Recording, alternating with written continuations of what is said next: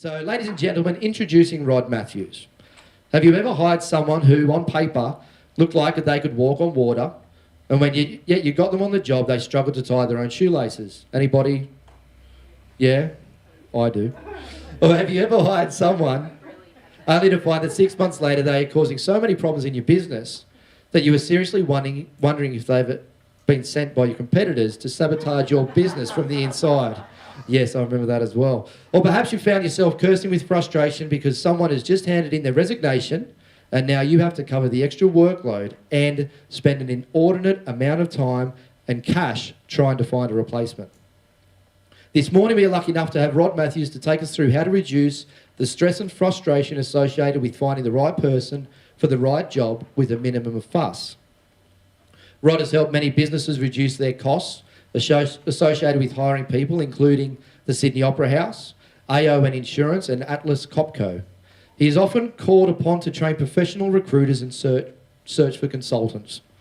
Rod has a proven track record for over 20 years in increasing engagement and productivity within organisations whilst reducing wasted effort, and is fast developing a reputation nationally and internationally as a leading expert on change in human performance. His clients span a broad range of industries and include Austar Entertainment, the National Breast Cancer Foundation, Roche Products, the Royal Flying Doctor Service, Santos, Standards Australia, the University of New England and Westmead Hospital. So that's a very impressive list of names. Rod is a voracious reader of many books and an author of 5 books. His experience, enthusiasm and natural curiosity have helped him to build an encyclopedic knowledge of tips, tools and techniques. So ladies and gentlemen, please stand up and put your hands together for Mr. Rod Mathews.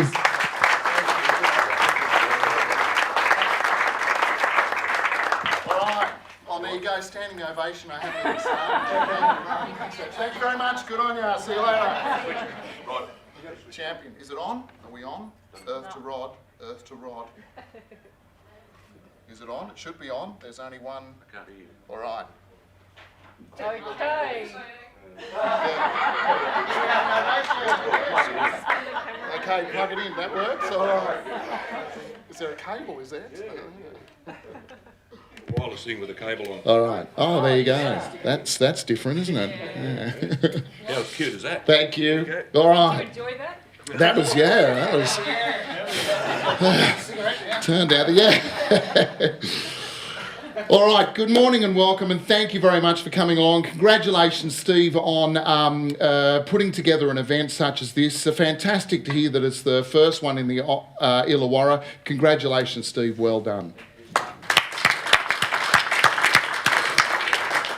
Now, I can understand at the beginning of a session such as this that you may be thinking a number of different things to yourself. For example, some of you might be sitting there thinking to yourself something along the lines of, oh yeah, recruitment skills, yeah, okay, very good, nice, Rod, thank you very much. But really, I'm here for the other stuff, you know, the increased sales stuff. You know, that's what I'm after. I'm after the how we can sell more, how I can get more money, how I can add it to my bottom line. That's really why I'm here. So thanks very much, lovely. But if you don't mind, I'll just tune out and wait until the other guy comes. Some of you might be thinking that. Some of you might be sitting there thinking to yourself, yeah, well, really, it's not rocket science, Rod. You know, recruiting, they can either do the job or they can't, you know. If they can do the job, fine, they continue to get paid. If they can't, then it's on your bike, all right? And we're going to spend how long talking about this? You got to be kidding. Some of you might be thinking that. Some of you might be sitting there thinking to yourself, actually, Rod, I've been around, all right? Worked for a number of different organisations in a number of different capacities, you know, hired the odd person in my past. So what could we possibly talk about this morning that I don't already know? Some of you might be thinking that. No matter what you're thinking or feeling at this particular point in time, a couple of things are for sure. We have an excellent opportunity this morning to do a number of things. Firstly, to look at what it is we can do to reduce the stress and frustration that can be associated with finding people who, at best, sometimes seem to have a different agenda to yours when they're in the interview or when you're trying to find them, or at worst, seem to be out and out trying to sabotage the whole process.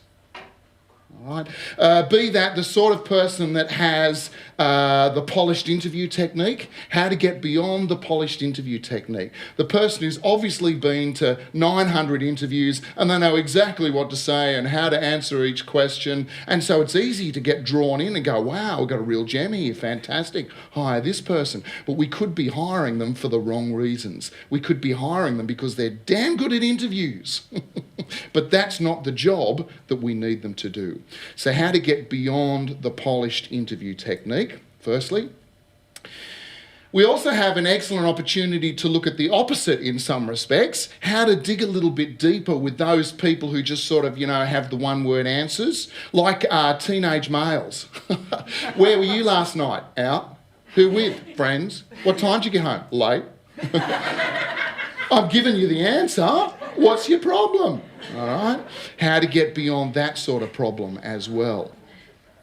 And we also have an excellent opportunity to look at what it is we can do to reduce the costs associated with having the wrong person in the wrong job. Now, just do a little bit of a mental calculation for me, because there's people who have thought about this, and if you think about the costs of having the wrong person in the wrong job, there's direct costs and there's indirect costs, okay? So the direct costs are the ones you're going to receive an invoice for. They're easy to see. They're the ones that, like, the recruitment consultant, if you use them. Advertising fees. You're going to receive an invoice for this. The indirect costs, they're a little bit more insidious. You don't see them, but they mount up really quick.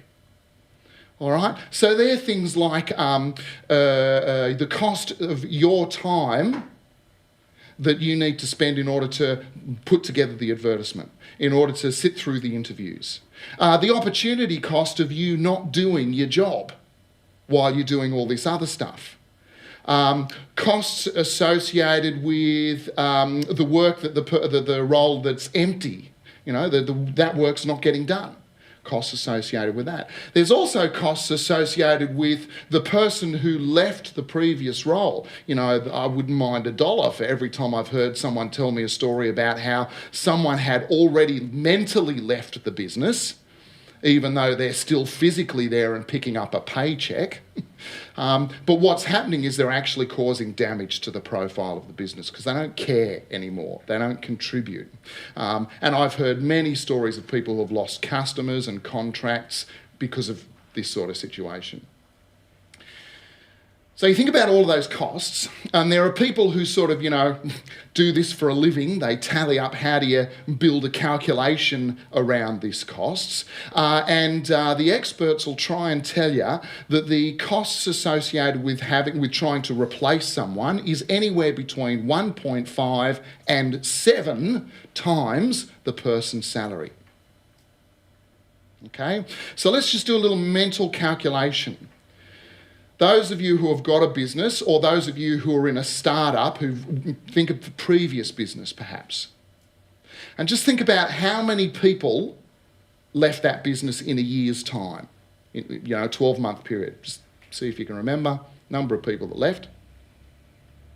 All right, now think about the average salary of those positions, average annual salary. Now, what we'll do is we'll be a bit conservative, okay, because they normally say that you should take the whole 12 months, because what happens is, the person stops working or slows down or starts causing problems. It takes a while for them to actually either find their new job or for us to sack them or ask them to move on. So that's a few months. Then we've got the few months when we're trying to find the new person. And then when they come on board, there's also a few months there trying to get them up to speed so that they contribute more than they cost. So we could take 12 months if we wanted to, but let's be conservative. Let's say 6 months. So number of people, average salary, halve the average salary. Just let's be conservative, halve the average salary. Times that by the number of people who left. Times that by 2.5. Let's again be conservative. We won't go up the 7 end of things. We'll times that by 2.5. Now there's a couple of things you can do with this number. Thing A, you could either take it off your costs Or thing B, you could just slap it on your profit. All right, so this is the opportunity for being able to, if this morning, if we could even just give you 10% of that, even 5% of that, I'm sure you'd agree that that would be worthwhile. So excellent opportunity to look at what it is we can do to reduce the costs associated with having the wrong person in the wrong job. Just by way of introducing myself, I left school, I guess like many people leave school, and that is with no clear understanding as to what I was going to do after school. Fortunately, I got enough marks to go to uni. I went to uni for 1 whole year and I failed abysmally. And the reason I failed abysmally is because I found it very difficult to fit any study into the hectic social calendar that one must keep when living on campus. Sound familiar? Okay, so it'd be like 2 nights before an assignment's due, 2 days before an exam, and I'd be thinking to myself, okay, Rod, if you're going to cram a whole term's worth of work, it's now or never. And I'd have all my books stacked up, and I'd have a mug full of coffee, and I would have popped a couple of no-dose pills. And does anyone remember no-dose pills at all? Yes. Yeah. Does anyone still take no-dose pills? Yeah. Have you got any no-dose pills? Evil things they are. Evil. 100 milligrams of caffeine in one pill. Has it really? They've now got no-dose plus. I want to know what the plus is. If they just put the cocaine in or something. They're extra. Yeah, cocaine's extra, yes. So no-dose pills, 100 milligrams of caffeine. You pop a couple of those. V drinks were 60 milligrams, I think. V drinks are 60 milligrams. Red Bulls are about 80 milligrams. So one no-dose pill was 100 milligrams. Evil. You feel the hairs growing on the back of your neck after you've had a couple of no-dose pills. You're wired, guaranteed. So I'd be just about to put pen to paper. There'd be a knock at the door. Rod, we're going to the pub. What are you doing? Oh, give me a couple of minutes and I'll be with you. All right. There were people at uni who could do both, who were able to kill brain cells on a nightly basis and pass. I wasn't one of them, failed abysmally, went back home, and the idea was to get a job for a year and to earn enough money in that year to put myself through 2nd and 3rd year uni. And I can remember telling this to one of my tutors at the time, that I was going to defer for a year. And when she heard this, she stuck a hand out and she said, "Well, Rod, it was nice knowing you." I said, "Oh, sorry." I can't remember the exact statistic, but it was something as significant as 90-something% of people who defer studies after their first year don't go back. So, yeah, I was in good company, I figured. Didn't go back. I got too used to having money in the wallet. First job was in a bank. All right, and in the bank in those days was massive. I think it had about 55,000 employees or something astonishing. And what happened was, this is where I first came into contact with the whole concept of having to select people that you choose to put amongst other people who are already working to a fair degree of competence. All right, and you've got to bring this new person in and you've got to select them somehow. And what used to happen in the bank was, let's say for the sake of argument that I was the manager of one branch, and who have we got? We've got Daniel here as the manager of another branch, all right? And let's say Steve is in my branch, but let's say Steve's coasting a bit. All right, he's a bit slack. Other people are picking up his work, all right? He's costing more than he's contributing. Let's say that's the case. Or sure it wouldn't be, but yeah. Yeah, it's just because I'm really brave behind your back. So what happens is Daniel phones up and he says, Rod, I'm looking for a person to do this type of job, Do you have anyone? And I go, oh, yeah. And I think, oh, good opportunity to get rid of Steve. I got one guy who'd be able to do that job. Eat it up, he would, but I really don't want to let him go. He's a top unit, don't want to let him go. All right? And so what would happen is Daniel would say, oh, you've got to send his file over. It's the policy of the bank. You have to send it. I'm allowed to look at his file. All right, I'll send it, but I'm not making any promises. All right, so I send Steve's file over. Now, what's exacerbated this problem is the fact that a lot of the people at my particular branch who Steve reports to are close to gutless. So they haven't addressed the issue. Okay, so what's happened is every time it comes to performance appraisal time, rather than address the issue, they go, "Oh yeah, good stuff, well done, Steve. You know, you're doing a good job. I'll give you above competent, and you can get your bonus." Okay, and so Steve goes, "Thanks. Yeah, I have been working hard. Thank you very much." All right. So when I send the file over to Daniel, he looks at the file and he goes, "This guy's awesome, fantastic. I want Steve." He phones me back. Sorry.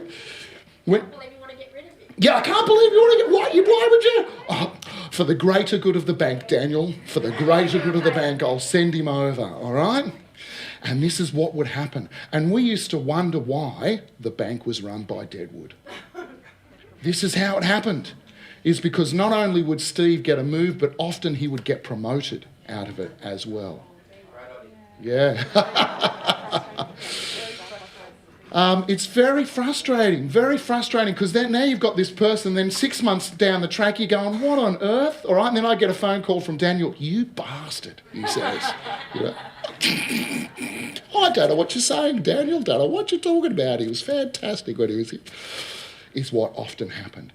So one of the first lessons I learnt very quickly about recruitment is that what's written on paper gives you an indication of competence only, but it does not tell you what this person is going to be like to work with. It doesn't tell you about their levels of commitment, all right, to the team, to the job, to the organisation.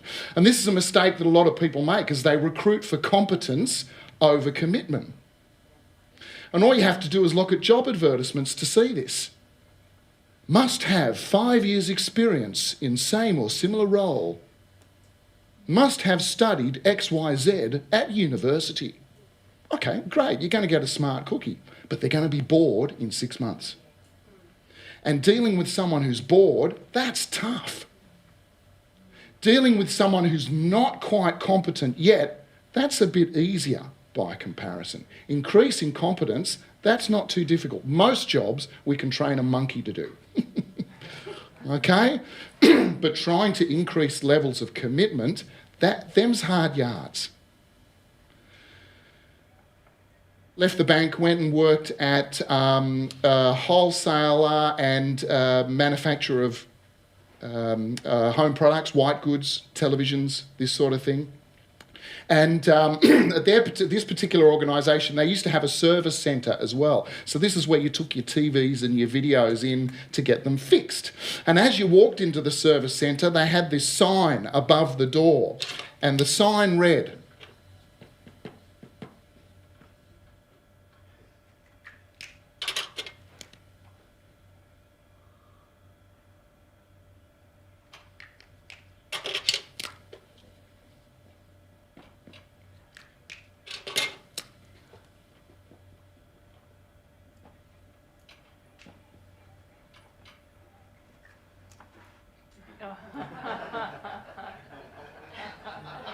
okay? So what they're saying is, you want us to fix your telly? No worries. If you want it done quickly and you want it done well, then we're going to charge you. And we're going to have to charge you because in order to do things quickly and well, there's a cost. All right? We're going to have to use top quality componentry. We're going to have to get people to come off other jobs and focus on your job. There's a cost, and we shall pass that cost on to you, the consumer. If you want your job done quickly and you want it done cheaply, no worries. You will walk away without our warranty. We are not going to guarantee work when you dictate to us the speed and you haggle on the price. And if you want things done well and cheaply, fine, we'll get round to it when we have time. All right? Now, a lot of research has been done into this, and the suggestion of this research is, and there's many books out there you can use in order to find this research, is that those organisations that do well are those that have found their niche and they have stuck to it. All right? And organisations who use this well do two things with it. First of all, they have an external version and they have an internal version. External version is they communicate it clearly to the marketplace. Where do they sit in the market? All right? So you look at ads on telly, you look at ads in newspapers, ads in magazines, you can see what it is that they're saying. When it absolutely, positively has to be there overnight. All right? So guess what? That will be an arm and a leg. Thank you, sir. All right? Or, if you can find the same item on sale for less elsewhere, we'll match it. In fact, we'll beat it by 10%. All right? So guess what? You don't get quality stuff at Bunnings, with all due respect. You'll find the stuff. It's there. You look at all the stuff they got. So they're bound to have something, and it's cheap. All right? So they communicate very clearly. That's the external version. The internal version is that what organisations need to do is they need to shift their focus from year to year. So what happens is one year they say, okay, this year it's all about speed. We want to be first to market. We want to make sure that we can sharpen things up with the delivery, with cutting corners, being able to speed up the process. So they focus on speed and they build this really fast way of delivering their product, right? Knowing full well that the quality and the cost is going to be affected. That's okay, because next year, what we'll do now is we'll focus on quality. You're right, last year we did cut a few too many corners, so now we've got to work on quality. So focus on quality, knowing full well that, again, cost is going to blow out, but what's also going to happen is speed will drop, but that's okay, because speed is still streets ahead of where it was last year. And then what we'll do is next year, what we'll do now is we've got to focus on costs. We really did blow out costs. We really need to tighten our belts a little bit, look at what we're spending. So focus on costs, get their profitability back up, knowing full well that these two things are going to drop down. But that's okay, because it's still streets ahead of where it was 2 years ago. And this is what organisations need to do internally. And you can tell the organisations where this hasn't been communicated to team members. Because often the chief executives and the bosses of the organisation know they have to do this, but it doesn't quite get communicated to people on the shop floor. And so what happens is they go, you get this sort of, you get, oh, we tried this 3 years ago and it didn't work then, and it's not going to work now. Honestly, if they could just tell us what to do. They just tell us what to do because it's so confusing with their vision, mission, values, and you get this sort of response. All right? And it's because that hasn't been communicated effectively. Same thing with recruitment. When you go to recruit someone, you have a choice. You can do it quickly. You can get a bum on a seat really quickly. Steve told the story about when he did that. Quality was what was affected. But he got a bum on a seat. And it might have been that at that particular point in time, doubtless if we dug a little bit with Steve's story, we'd find out I've got clients lined up, they're expecting something. I've already said yes, typical entrepreneur thing, isn't it? I've already said yes, hell, how do I do it? All right, so I needed someone there. Do you have a pulse? Congratulations. Sit behind this machine, pump it out, thanks very much. Sorry? The puppet, that's right, yes. Can you move? We've got a puppet here. We've got the... So that may have been what's required. That's okay, as long as you recognise there will be a cost. If you're after a quality person, fantastic. That's awesome. And that's going to take some time. And it may take some cash as well in order to be able to find that quality person. You want to find someone cheaply, bless you. Yes, you can do that, but guess what? So it's just a matter of being aware of what is your priority. What is your priority? And then once you've made that decision, you need to recruit with that in mind.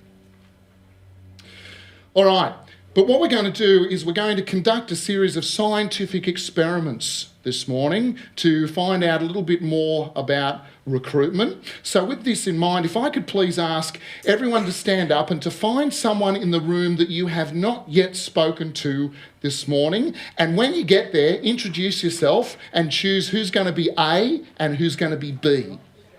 All right, so if everyone can please stand up. Find a partner. All right, fantastic. Okay, hands up the A's. Who are the A's? Hands up the A's. Fantastic. If you could please leave the room and wait outside for a moment. And we'll come and grab you in a second. All right. Now, as I said, what we're going to do is conduct a scientific experiment in strict control conditions, as you can tell. What we're going to do is we're going to get you to conduct an interview. You are the interviewer, and out there is your interviewee. Your B is your interviewee. And what I'm going to ask you to do... Oh, you're A. Thank you. You're the Bs. Yes. Stay with the program, Rod. You're the one running the show. What hope have we got? Yeah, Rochelle. So the C's are in here. Is that right? Is that... Okay, so out there is your interviewee, you are the interviewer. And basically what I'm going to ask you to do is to make as many mistakes as you possibly can. So the way this works is in a moment, when they come in, what I'm going to ask you to do is to be terribly distracted. So it could be that, sorry, your name is, I can't see your tag, Tom. Tom and I could be having a chat. G'day, Tom, how are you? Good? So I said to him, you just can't do that sort of thing in polite society. And he totally, just over there. Thanks, yep, okay, I'll be with you in a sec. So anyway, he said, I want you to do this. Okay? So I'm talking to Tom, but my interviewee is over there. All right? And just, over there. I want you to be, or you can be talking on your phone. So you can do this sort of thing. So you can come in and you go, no, I want 4 of them. 4 of them. If you can't do 4 before that, then forget it.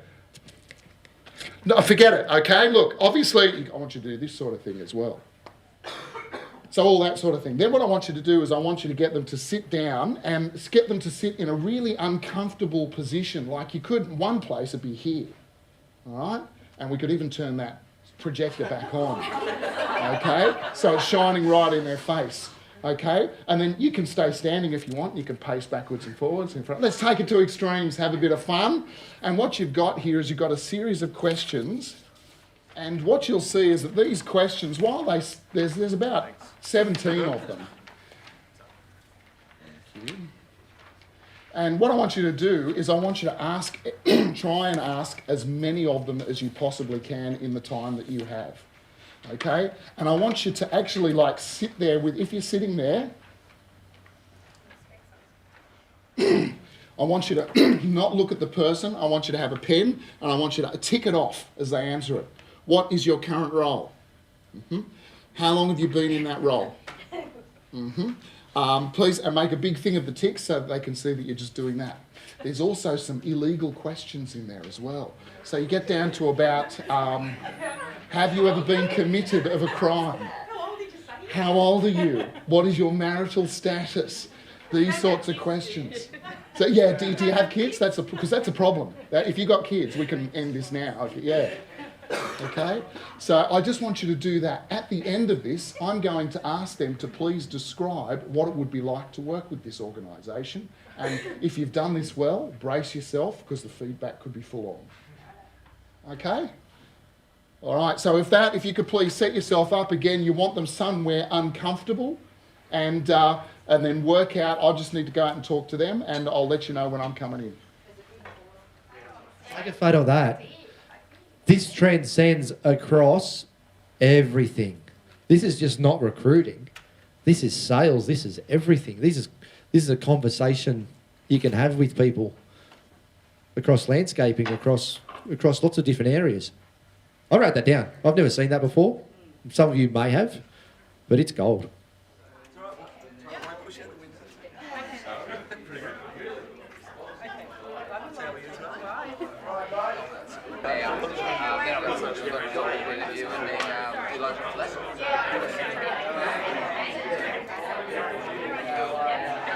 All right, guys. So I'd be curious to know, those people who are outside, who came inside, I'd be curious to know, what's it going to be like to work for this organisation?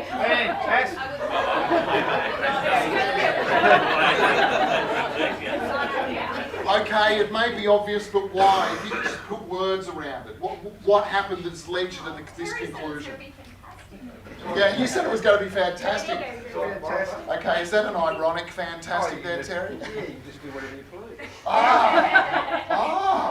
So there's no priorities. I get to do what I damn well please. Awesome. Rochelle's too busy with other people. She won't notice as I'm nicking pens from the stationery cupboard. Fantastic. What else? Other thoughts? Disorganised. There's no way that they're going to be able to organise anything. They party in this place. Okay.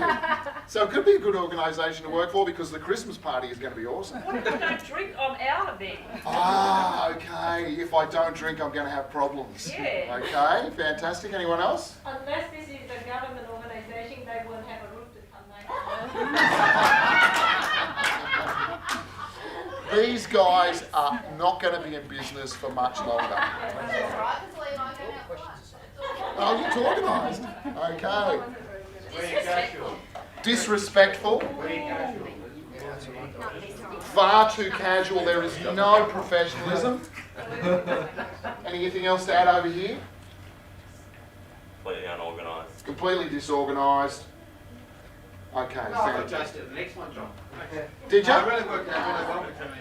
In what I way? really didn't want the job. I just wanted to sign up so I get the job. I've got his signature. Shout me a beer and I'll sign this. Not even a beer. Put massage and I'll sign. Fantastic. All right. So the point of the exercise being, of course, that candidates are going to be hypersensitive. The good candidates are going to be hypersensitive to what it is that it's going to be like to work around here, and they're going to be picking up on lots of little things. The way that they are greeted at reception, even the way the ad looks. Right? The way they're greeted at reception, the way that their phone call is dealt with when they phone through, whether you've read their resume or not, how you first greet them. There's lots of these little tiny things. Every contact that the candidate has with your organisation is an indicator, and they're going to be hypersensitive to what that indicator says. So the good candidates will pick up on it. I told David I was interviewing him as well. Because it's a two-way thing, isn't it? It's not just, I have a job, all right, are you good enough for me? All right? It's also, I've got skills, which you need. So it's a two-way transaction. If you could please thank or deck your partners, whichever one is more appropriate. And so, lesson number one, in some respects, be very careful about what it is that the candidates see when they first make contact with you. Be very careful about the message, the conscious and unconscious messages that you are sending to this person about what it's going to be like to work with you. Okay, so let's say we've moved on now, we've got them into there, because the good candidates again will pick up on that and they will make a decision as to whether to pursue this or not. If they decide not to pursue it based on some messages that you have sent to them that does not work out for them, then you have lost the best candidates. The candidates that will be left that you will have to choose from are the less good candidates. So already you're culling your own list, but you're losing the best ones. That's the problem. Okay, so now we've got them in the interview. Let's say for the sake of, am I still not on? Back on, yeah. Are we on? Oh, there you go. Earth to Rod. Earth to Rod. Come in, Rod. What was that? Sorry, I Anne? said you played with your own butt this time. Yeah, that's right. Yeah. Sometimes it's like that, isn't it, Anne? Sometimes. There's no one else there.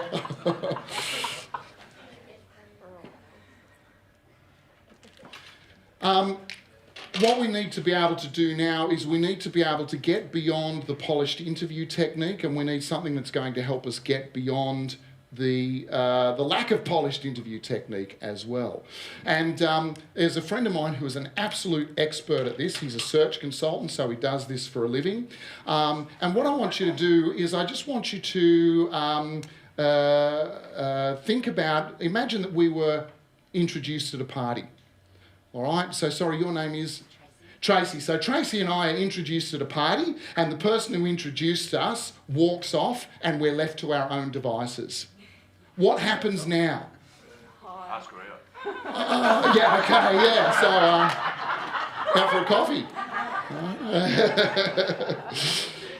So what happens now? What do we do? In polite conversation, okay? What happens? You introduce yourself? What do you do? Yeah, yeah. We ask a series of questions, don't we? We ask each other a series of questions. What is the aim of those questions? They're icebreakers, and what are we trying to do? When does the ice break? When you find something in common. Bingo. Rapport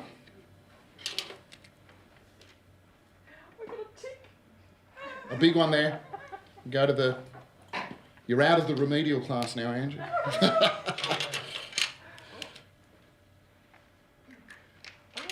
Rapport is all about minimising difference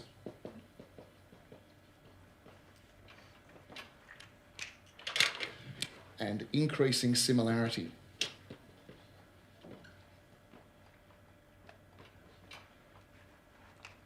Okay, so, sorry, your name again. Tracy. So I go, g'day Tracy, how are you? I'm well, thank you. Good, How are you? good, thanks, good. So, where do you live? In Victory, just locally. Oh, okay, right, from Hornsby. Nothing in common there? You're a Barara boy. How are you, Mike? Yeah, good. Yeah, I will, yeah. Oh, that's right. Does this not happen? You're in a group with someone and we go, okay, Victory, right, I don't even know where that is. Hornsby, oh, is that legal? That's not legal. Is that... Okay, Barara, oh mate, how are you? It's like old home week all of a sudden. All right, so Victory, okay, okay, do you play a sport at all? No, I'm sorry, I don't. How about you? Okay, yeah, I play a bit of soccer. Soccer. Yeah. Okay, now it's getting to the stage where if we don't find a match at some stage soon, it's going to be, Tracy's going to be saying, well, it was lovely to meet you, Rod, but gosh, is that the date? Sort of thing. And she's going to find someone else to talk to. So I need to make a hit. So it's, where do you work? I work in insurance. Oh, okay. In which insurance company? In NRMA. Oh, okay. Do you know, I've done a bit of work with NRMA. Yeah, do you know, and as soon as we find something in common, what happens to the whole conversation? It takes off. This changes, this changes, this changes. And then on top of that, as we're driving home, and my wife Margaret says to me, I saw you talking to Tracy, what's she like? Oh, she's lovely. She's gorgeous. Yeah, do you know she works for NRMA? Yeah, and she also knows she does. Yeah, we should have her over for dinner. We should. All right? Because we found something in common, I am far more likely to give a favourable impression. But if we can't find anything in common, don't play a sport, you live in the Wollongong, Illawarra area, Victory, a place called Victory, yeah. What was it like talking to Tracy? All right? I'm less likely to give a positive overview, all right, or a positive, what's the word I'm struggling for? Feedback, positive impression, that'll do, fantastic. I'm less likely to do that. Rapport is all about minimising difference and increasing similarity. How do you get beyond the polished interview technique? You find something in common.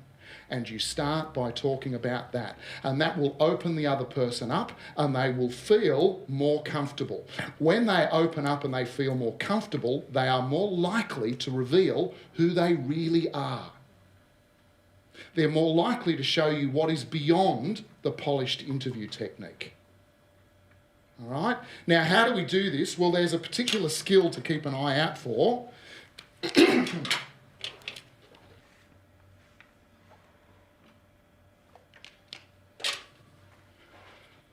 Some people have, or we all do, unless you are disabled in some way.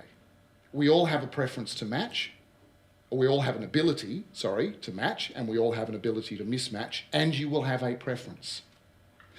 So, for example, if we were back at the barbecue and I said something like books to films, let's say for the sake of argument I said, I was really impressed with how they turned Lord of the Rings into a film. Difficult book, a lot of people know it, and yet they did such a good job. Let's say I said that, personal opinion, all right? Someone who has a preference to match will look for, find, and want to talk about what they can agree with in that statement. So they'll say something like, yeah, I thought so too, because I thought, you know, when you saw The Shire, I just thought, get out of my head, that's exactly how I pictured it. Unbelievable. And Rivendell, unbelievable. All right? Someone who has a preference to mismatch, what they will do is they will look for, find, and want to talk about what they disagree with in that statement. So they'll say something like, oh, I was a bit disappointed they left out the character of Tom Bombadil. You might remember in the book, Tom Bombadil was an important character. The ring had no effect on him. He was a boundary rider. Lots of stories there, but they totally left him out. Very disappointed. All right? So when we are doing an interview, we need to focus very much on this. All right? How can we reduce difference and increase similarities by looking for where we can match? Now, some people are taught, university sort of plays with this in some respects, and careers play with this. For example, with all due respect, engineers, doctors, lawyers, they are taught to mismatch. And it's just as bloody well, because if they didn't, people would die. If they didn't look for the error, this building would not have structural integrity. So it would collapse. So thank goodness they do. Unfortunately, unless they learn to switch it off, they can become socially difficult. Okay? Right, okay. Academics.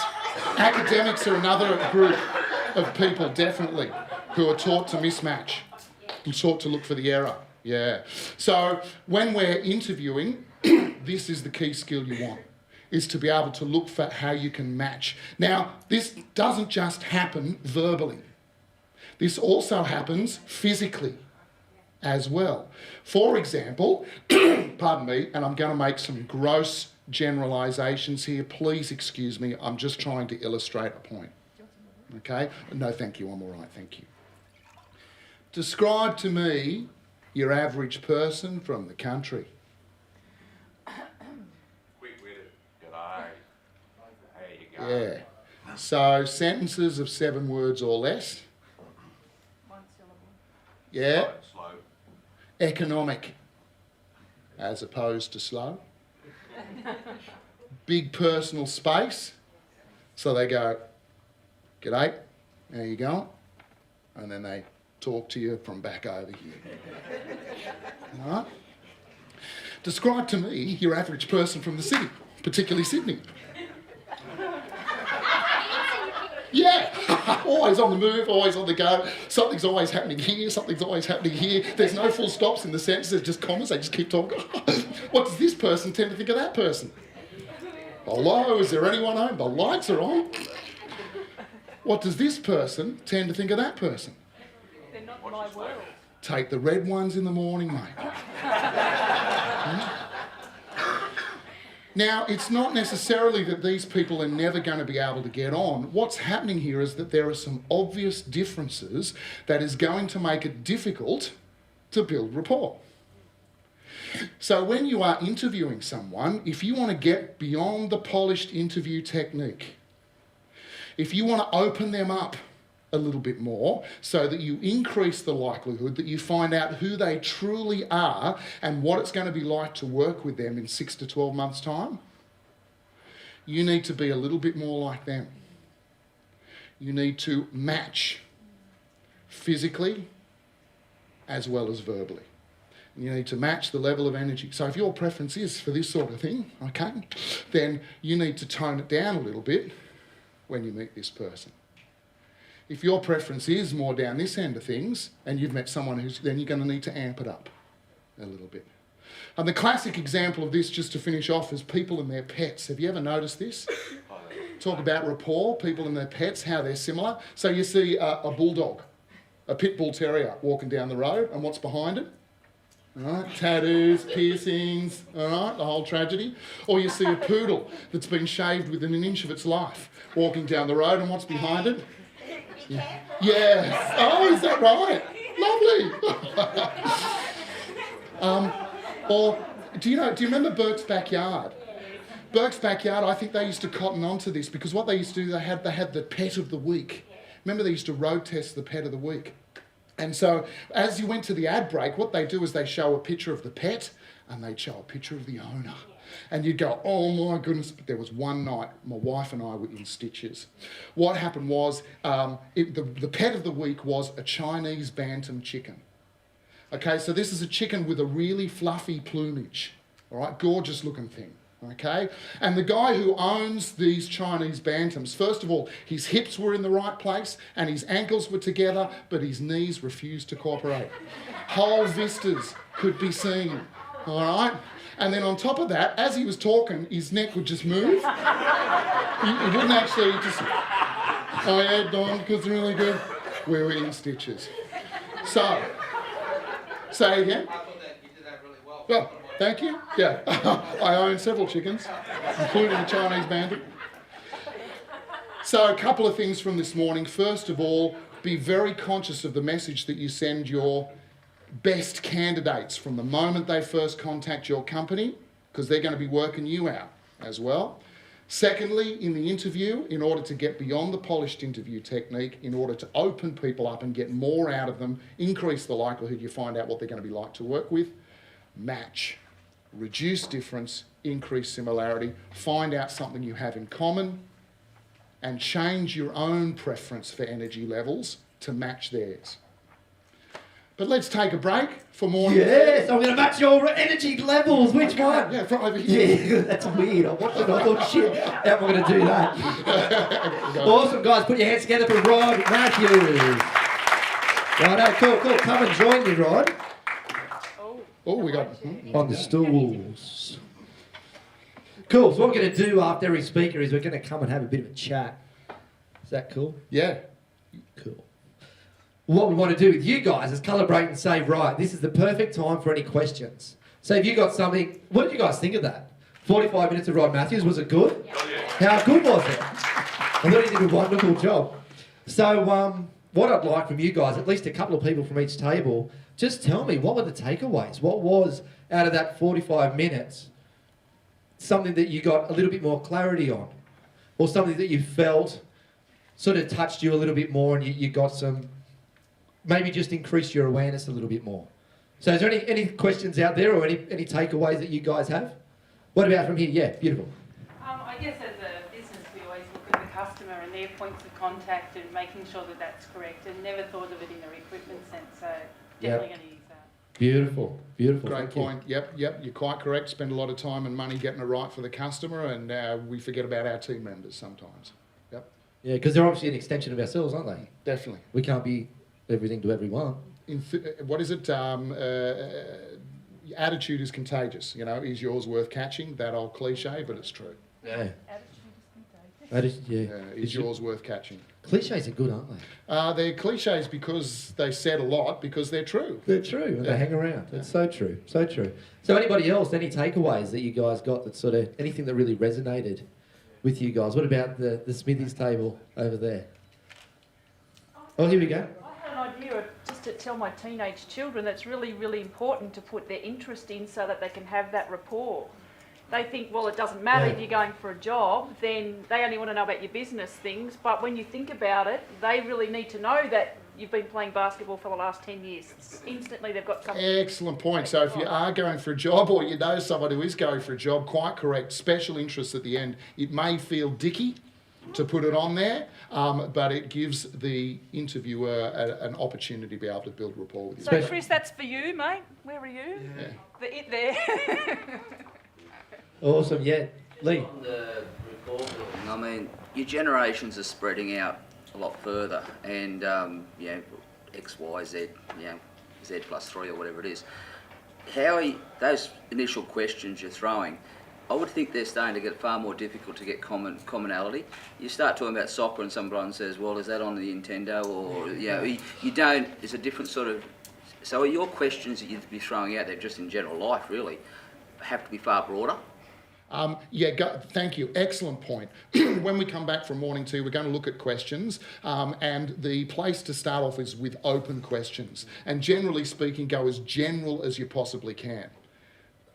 Family, spare time, hobbies, interests, previous work. So these sorts of areas are places to start. This is that negative one, the mismatch, start throwing.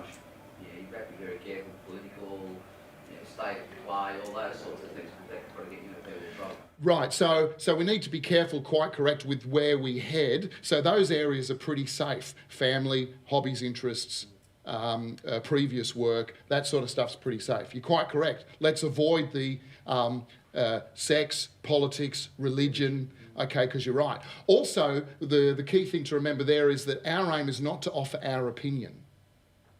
Our aim is to find out who they are and to look for where we can match. And this is if the intention's there to do that. I guess what you're talking about now is raising everybody in the room's awareness of rapport. There's not a lot of people out there that have got an awareness of wanting to build rapport. They may be having a conversation, they couldn't care less if they build rapport with you. But people are unconscious of it. You watch what happens when we go out there for morning tea. You watch as people are standing with each other, all right? You check out what's doing with the body language. All right, people stand there with, obviously the cups help because everyone's got a cup perhaps, but one person takes a sip in a lull in conversation. Everyone else takes a sip in a lull in the conversation. People shift from one foot to another. The other person shifts from one foot to another. Okay, we've even done activities, we don't have time this morning, but when we do this and dig a little bit deeper, we do activities where we get people, you know, one person does this, and it could take as long as 30 seconds, but about 30 seconds later, something on the other person's face becomes uncontrollably itchy. All right? And they have to do it. You know what's a classic one for me? When they wipe their nose. Yeah. And you think, are they doing it to me? Oh my God, I've got a booger hanging out my Doing nose. And then you do it back and then they think, Next thing you know, you've got two fingers to the second digit.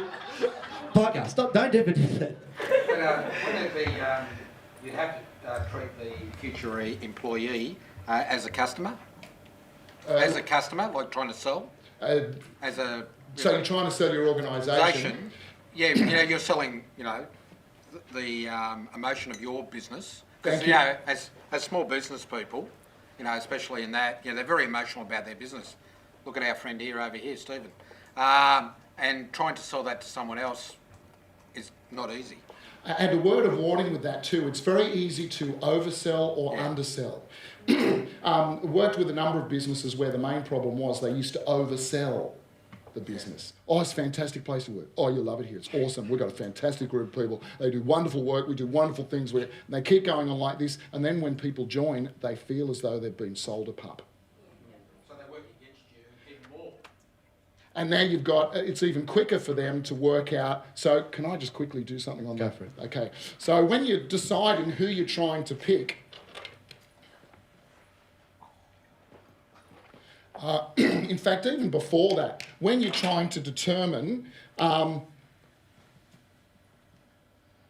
what your key, you know, selection criteria is going to be, what it is you're looking for in this particular person, the mistake that a lot of people make is, first of all, they think about the current position. All right? So they think about, okay, what does this person currently do? The person who was in it who left just recently, what did they used to do? And they define the key selection criteria based on current parameters. So what happens there is often we undersell the position. Easy trap to fall into. The opposite sometimes happens where people think about where they want to be in 5 years' time, and often entrepreneurs tend to have very much a future focus. They're constantly thinking about where they need to be tomorrow, next week, 6 months' time. Their brain is in the future. Now, there's benefits and drawbacks to that. Okay, the drawback is that then if you communicate that to this person who's sitting opposite you, then you're selling this and you're not there yet. And so they're going to feel a bit ripped off, because that's not what you told me. And so they're more likely to leave or be not committed a lot quicker. So what you're trying to do is you're trying to recruit the person who's going to help you do that. That's where you want to get your key selection criteria from. As we move from there to there, what do I need in that person so that we don't oversell and undersell? Yeah, is that valuable, What's the Dan? biggest tip to try and engage people like doctors, lawyers, engineers, accountants? The mismatches, fantastic. So if you're stuck with a doctor, a lawyer, an accountant, we shouldn't pick on them, should we? If you're stuck with a mismatcher, there's a couple of things. First of all, one way is to avoid stating your opinion. Remember, the aim is in an interview. The aim is in an interview is to find out about them. Okay, yeah, we're asking for their opinion. And then when they give their opinion, we're looking for what we can agree with in that. Okay, so that's the first tip, particularly if we're in an interview. If we're working with this person a few years down the track, and now they're actually working for us and they're still a mismatcher, kids are great mismatchers. They get to a certain age, great mismatches. There's a couple of ways of dealing with mismatches, okay? And kids cotton on pretty quick to this trick. But one way is to precede what you want the mismatcher to think with the phrase, "You're probably not going to agree with me when I say." You're probably not going to agree with me when I say that we should do this. Oh, no, I will agree with you. Ah! All right? The other way is, if you can afford to be a bit cheeky with this person, is to label them. You're a mismatcher or a black hatter. Some people know the black hat from De Bono's 6 Hats. You're a black hatter, you're a mismatcher. No, I'm not. There you go again. I did not. You can't help yourself. All right? And once you've labelled the behaviours, it becomes a little bit more difficult for them to actually exhibit it. And then what you start to hear is look, I know you think I'm just a black hatter. Okay. Or what's not black hatter? Mismatcher. What's the other one? Naysayer. Naysayer. There's another phrase that tends to hook people in as well. But these sorts of things, okay? Pain in the bottoms, yes. Awesome. All right, guys, we might...